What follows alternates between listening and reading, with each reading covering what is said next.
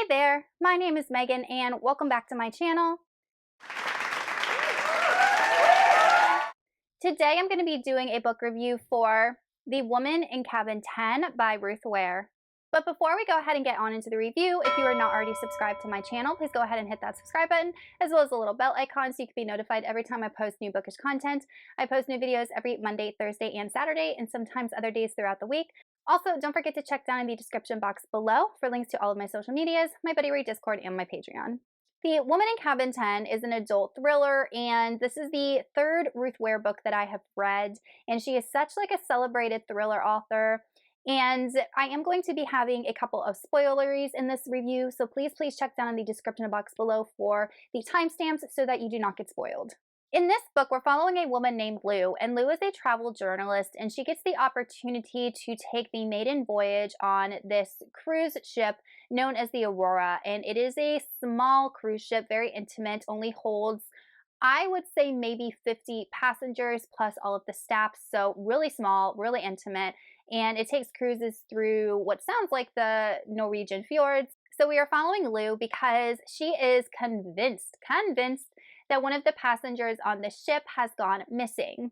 And to start off this story, like the first scene of this story is set with Lou in her flat and she is being burglarized. Someone comes into her apartment, steals her purse with her phone and her wallet, and then leaves. So that kind of sets the precedent and the tone of this book. And I originally thought that that was going to have something to do with the plot of this book, that it was going to tie in together, but it actually doesn't.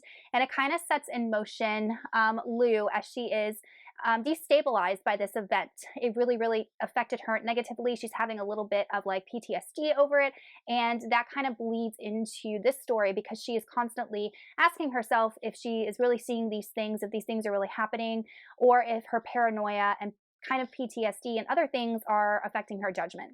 As with what seems like most thrillers, we have a decent amount of characters, and Ruth Ware does a really good job about casting suspicion on all of the different characters. The reason that Lou thinks that a passenger went missing is because the first night on the ship, she was getting ready for dinner and realized that she left her mascara at home. So she knocks on the door next door, thinking there might be someone in there, and there is, and it's a young woman, and she asked to borrow her mascara.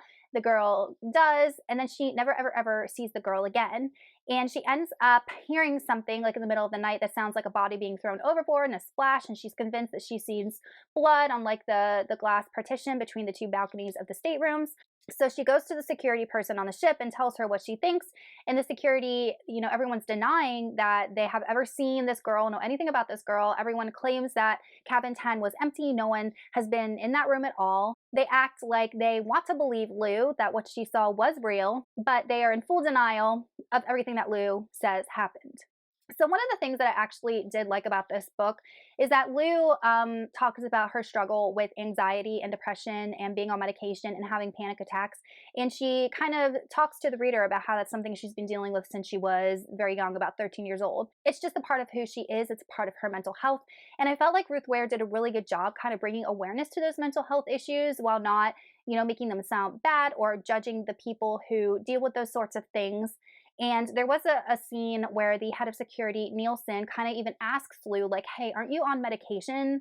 Could you possibly have been imagining these things? And I just feel like it was a very almost passive-aggressive way, I don't know if that's the right word, to, address how people who are on these medicines or deal with these mental health issues are seen sometimes. I just thought, that aspect of Lou's character was really well handled by the author. Lou does address the fact that she drinks a lot.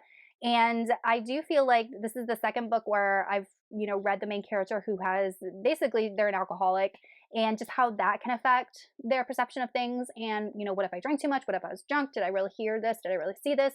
And it kind of, that part made our main character unreliable, not the fact that she experienced anxiety or depression. That didn't make her unreliable. Because I really don't feel like there's any data out there to support that can make a person hear and see things, but the fact that she was drunk and drinks a lot could. So I personally thought that Ruth Ware did a really good job with giving our main character reasons to be unreliable while not attributing that to the fact that she, had panic attacks and things like that. I really enjoyed the setting of this book. This is probably something that is individual to me. My mother worked for a cruise line for my entire childhood, and that was the family vacations that we took twice a year. We used to cruise the Caribbean because I'm from Florida, and that's what we did because, employee benefits, whatnot. So, like, the whole setting of being on the cruise ship, Lou describing like the feeling of the boat rocking, the small cramped spaces, being in the stateroom, the feeling of just going out onto the balcony and feeling the sea breeze and just smelling the brine. Like, all of that was really relatable to me because I have a lot of memories that surround that. It was just this really small upscale cruise line that our main character was on, and I just loved every minute of it because it just brought a lot of memories back for me. As for our main character, I have read a lot of reviews where the people said that they did not like the main character, that they felt like she whined a lot. And I don't know if whining is the right word. I feel like she was very persistent. Like, she know what she heard, she know what she saw, and she was convincing herself all the time that she was not crazy, and she knew that the people she was reporting this to were denying it and that there was something going on. So she was very headstrong and she was going to get to the bottom of this. As for the things I didn't like so much about this book, there wasn't a ton. There was this scene towards the end of the book where Lou was confined, and that's really all I'm going to say. And I was getting very bored with that. This is not a terribly long book, so it wasn't like a slog, but there was just that period of confinement that I wasn't a big fan of, and I felt like it could have been maybe shortened. But other than that, there really wasn't a ton I disliked about this book. And then I do want to discuss some spoilery things and kind of the, I guess, reveals at the end that kind of tied this whole plot together. So if you have not read this book, make sure that you are skipping to the rating section. So as we learned, there absolutely was a woman in cabin 10, and she is the mistress to the owner of the cruise line, Richard. And Richard has a wife that is very ill with cancer, and he essentially wants to kill her off and marry this young girl and wants her to act as his wife, Anne, and asks her, because Anne is going through chemotherapy, for his mistress, Carrie, to shave her head, shave her eyebrows, wear a scarf, and look and act like Anne.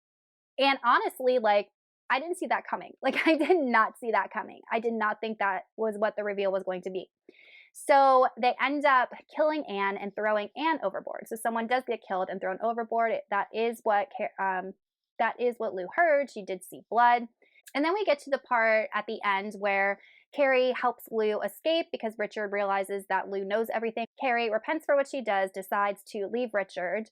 And then we have the scene at the end where Lou essentially jumps off the ship and swims to shore. So here is where I felt like the story got a tad bit convoluted because you're in another country, you don't have ID, you don't have passport, you don't have money. Like, how the heck did you get home?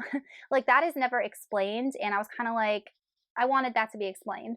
And I really did like how Ruth Ware threw a little bit of like question to the reader, because at one point it is revealed that a body had been discovered and dredged up in this, ocean, and everybody thinks that is Lou because she has been missing, and I assume that Lou had been killed. Like, I thought that she had died. So Ruth Ware definitely tricked me into making me think that the MC had been killed off, but she hadn't.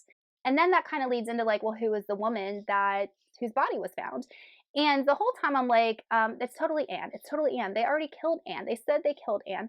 But Ruth Ware was trying to make the reader believe that it was Carrie, that Richard found out that Carrie had helped to escape. He killed Carrie. He got rid of her. And then Richard's body ends up in the water, gunshot wound. And I'm like, obviously Carrie killed Richard. And then Carrie escaped. So you have Anne who's dead, Richard who's dead, and Carrie escapes. So that is right away how I saw the story play out. And then it was revealed to us that that is actually what happened, because it just didn't make sense any other way. So there was this point where the author was trying to make the story work a different way, but it was just too obvious that that's not what happened. Carrie got away. Carrie shot Richard because he was trying to kill her, and they'd already killed Anne. So those are the two bodies that they found. It was Anne and Richard, not Lou, not Carrie, Anne. And that just made sense because a body had been thrown overboard. They said they killed Anne, and then a man, Richard, he was identified. So I just felt like she just should have been more upfront about that's what happened instead of trying to make the reader think something else. But small thing. All in all, I really enjoyed The Woman in Cabin 10. And just one more thing, I did tag team the audiobook and physically reading this, and Imogen Church is the audiobook narrator, and I think she did a really good job. I really enjoyed the setting. I enjoyed the main character being in her head, because it definitely wasn't like an easy or safe place to be all the time. And I really enjoyed just the kind of reveals at the end that tied the whole story together. I thought everything was really well done. I enjoyed my time reading this book, so I ended up giving it 4 out of 5 stars. All right, you guys, that is it for my review of The Woman in Cabin 10. Let me know in the comments if you read this book and what you thought of it, or if you have any recommendations for some other good Ruth Ware books to read. I have read The Death of Mrs. Westaway and The Turn of the Key, so which one should I read next, guys? And I will see y'all in another video soon. Goodbye!